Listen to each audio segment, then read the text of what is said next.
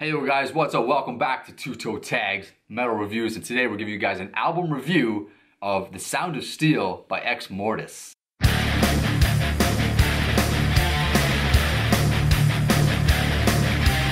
Alright, so yeah, we've been listening to this album all week long, and I'm just gonna hand the floor over to TV Fish. You can hit this off and let us know what you thought of this album. Alright, so, this is a band I'd never really listened to before. This was kind of new for me. I think, someone hit us up on Twitter, told us to check out the album. We took a look at it, and we were surprised with how interesting it was. Because this album, I find it difficult to really pin a genre on it.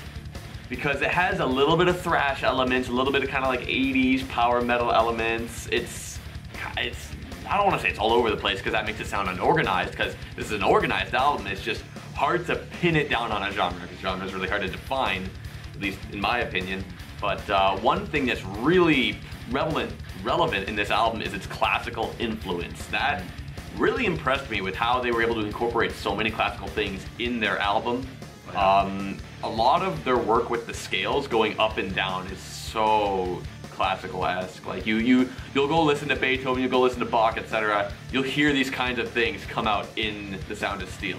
And I think that was great, because they could take something and make it hard and make it metal, but also have such a connection to the classical roots of music, and it sounds really pretty. Yeah, you know what? I wouldn't give this band or this album specifically super credit for that, because I hear a lot of classical albums and a lot of metal, because it's the roots of metal, it's the roots of a lot of modern music. But you definitely hear it a lot more in this. For some reason, it stands out a lot more. And I agree with you 100% about that. I mean, they even did a cover of a Piano Sonata by Beethoven, track number 8. They've actually done several Beethoven covers, which is pretty friggin' cool. And when you listen to it, you definitely hear that classical vibe, like you can't get away from it. If you're familiar with anything classical, you'll instantly recognize that this is a classical piece reinvented in the modern day in the metal genre. Yeah. Which is awesome. And I would say it's pretty easy to pinpoint that Tempest is the cover. If you didn't know what the title of the cover was, and you listen to the whole album, you could tell that's the one, just from how it's more classical than any other song. Because every other song is still written like it's a metal song. That one is literally a cover of a classical piece. Yeah. So, one thing I really noted about this album that was great is that a lot of the songs had their own personality. Like, I found a lot of the songs had moments I could be like, oh, that's what that song was. They all have things I could take away from and remember them by. Like, which one? The Feast of Flesh, there's a part in it, I think during the chorus, where it's like, da da da. Yep. And with the guitar, and that reminded me of Metropolis Part 1 by Dream Theater, which I don't think is too hard of a stretch, but because that would remind me of that song, I'd be like, fuck, oh yeah, that's what that one is. It stands out to you. Exactly. And that happens multiple times throughout this album. I would say more so in the first half than the second half. I kind of felt like the second half of this album just started to do rehashes. Not rehashes, because that's a little bit too, brutal of a word to describe with, but I would consider that the second half is kind of like the first half, just not as potent. Yeah, you know what, I think I disagree with you to a slight extent, because I do hear, obviously, some individuality in each song. They're different, they're not the same song over and over again. But I also did feel like they were still a little bit too similar overall. Like the whole package you get as a song is too similar each track, except for a couple minor instances. Like I think Feast of Flesh is a example of one that doesn't really do that, because it just kind of, I think it's the way the chorus is structured or something like that, but for some reason that song stands out a little more. That is the single, by the way. There's another song, Strength and Honor, which stands out because among the regular growl vocal that you have, the regular harsh vocal, he does a falsetto vocal, which is amazing. I love those high-pitched vocals. Love that. And he layers them, and it just sounds friggin' awesome. It just adds a whole level of epic, and it gives that song an identity. Now there's also that same falsetto voice on the very last track, Victory of Death, which is one of my favorite songs on the album. That song just has amazing energy. It's got the gallop drums, you got D beats. One thing I wish, and this goes actually through the whole album, not just for this song, but I wish the bass was turned up a little more, because if you listen closely, you'll hear some really funky and really cool and dirty bass grooves and bass lines and licks and all this stuff. Yeah, it's hard to hear. But it's hard to hear. The album's mixed pretty well, but they just didn't give enough love to the bass. And this is an album, and this is a band where the musicianship is very high. Everybody in this album, in this band, is performing at peak levels, and I feel just a little bit upset that they didn't give enough love to the bass, and you can't hear it very prominently, and I was a little disappointed in that. Yeah, I mean the bass, I can't really pinpoint exactly where, but there were some parts where a lot of the instruments stop and you hear the bass only, and it does sound really interesting, and it's an interesting tone from the bass. Yep. It's just, those are the only moments I could notice the bass because of how quiet it was. And when they're playing all the other stuff with all the classical stuff going on, it's like, oh yeah, there's a bass as well. It's really hard to tell. So yeah, I agree with you about that. It was actually in The Tempest is when you hear the bass the most prominently. Yeah. Probably because it's an instrumental, and you know, for whatever other reason, I don't know, but you do hear the bass most prominently then. But if you listen to a song like Victory or Death, and you listen closely and you can hear the bass licks, you know, behind the music, it feels so shadowed that you're like, what the hell, I can hear it and it sounds amazing. Why isn't that brought up a little more to the forefront? It would make the song sound so much cooler. It would add such an extra flair to the song and make it even better than it already is. But you know, that's not a huge negative thing. Yeah. That's a slight thing. It's still there and it's doing its job. I just wish there was a little more love to the bass. Were there any songs you really didn't like? There was a couple I wasn't really feeling too much. Such as?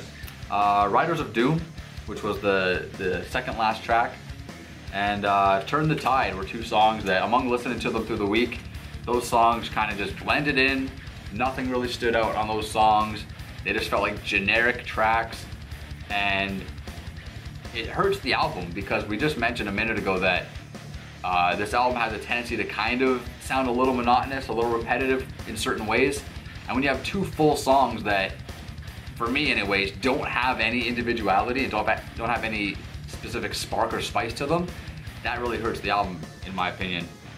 So I don't know about you. Do you have any thoughts like that about any tracks specifically? Well, when I mentioned the second half of the album kind of blending in, I kind of like consider it from Turn the Tide up to the end. Strength and Honor with the falsetto vocal I thought was awesome, and I love hearing that every time. Yeah. Tempest is interesting because I don't count it as a song that like goes with the rest of the album. Like, I don't say Tempest is one of those songs that sounds like everything else, because it really doesn't. It's just this one is a cover, so I kind of mentally treat it differently. Right. It's just like, you know, I agree with Turn the Tide, Riders of Doom, and even Victory or Death. Those ones kind of don't really jump out to me as much as the first few tracks do. But Tempest was an interesting one. What are your thoughts on that, like as a whole? The whole song, Tempest? Yeah, I loved it. I think it's a phenomenal instrumental. I'm gonna go back and listen to the original. It's a pretty long composure. It's like about a 25-minute long composure from Beethoven. So I want to find out which section they did, because usually the composers are divided into certain sections. I want to find out which section they did and listen to the original and see exactly how close they made it. But you know what I mean? I don't know. I think it's a phenomenal instrumental. I can listen to it all the time. I don't know what else to say about it. It's really good. It's really good. Yeah, it's really enjoyable and it's really unique. I don't really see too many metal bands just straight up cover a classical piece. Yeah, no. Like that's really like uncommon. So to see just a section, I think like a 5-minute section of this composure being done is like, wow, they just straight up did that and it sounds great. In comparison too, I'll also mention that there's another instrumental on this album called A Minor Instrumental, and it's also really good, but it does not reach the levels of epicness that Tempest does, in my opinion. It's still really good. There's a lot of cool elements to it, and the band sounds really good. The band's very tight on this album, by the way. And like I mentioned, great musicianship throughout. But it's a cool instrumental, but it doesn't touch the level that the Tempest reached. Yeah, what I noticed from A Minor Instrumental is that, you know, the more I listened to it over the week, I realized this is kind of more so a jam. That's what I find with some instrumental songs, that sometimes I feel like they just kind of jammed and it's like, wow, this sounds great. And it does sound great, it's just sometimes it just doesn't feel like it has a true narrative content as a song. It's just kind of, they just go and it sounds cool. So I'm not saying, you know, it's a bad song, I'm just saying it's not as fleshed out as it could have been. And I feel like some bands kind of make that mistake when they're making instrumental tracks. Well said. But you know, let's get to ratings. All right, what do you rate it? Sound of Steel by Exmortus. You know what, I really did enjoy this album. I thought it was pretty solid from beginning to end. There wasn't really anything bad per se, maybe just, like I said, a couple songs that fell a little flat in the grand scheme of things. There was a little monotony as far as songs kind of sounding a little repetitive. Like in certain songs I felt like, okay, I've heard this before. But you do get a lot of very good content. Like almost every song, if not every song, has a guitar solo. The guitar solos are very good, very shreddy. You get guitar duels. The rhythm, the drumming in this album is phenomenal. You get lots of really cool drum licks. He does a lot of fancy little cymbal work in his fills and stuff like that. Really like that stuff. Gallop beats, blast beats, D beats, everything under the sun that'll make you thrash around and bang your head is on this album. So overall, how do I feel about it though? Oh, this is a tough one almost. You know what? I'm gonna give this. I don't think it reaches the toe tag level for me. It just doesn't get to that point. And I'm not quite 100% sure why or what's holding it back specifically, but it just doesn't quite reach that level. So I'm still gonna give it a decent score. I'm gonna give it a 7.5 out of 10, which is a phenomenal score. Any higher and it would have basically been a toe tag, but I just can't. A toe tag level's gotta like resonate with me in a certain way, and this one just didn't do it. So that's my score, 7.5. All right, so with my rating, when we first started listening to this album, like out the gate, I thought to myself immediately, this is a toe tag album. Listen to these songs, they're ridiculous. It gives you so many different things with all these different songs, but the more I listened to it, the more I kind of felt, you know, maybe it was just because it was fresh out the gate that I thought it was so amazing.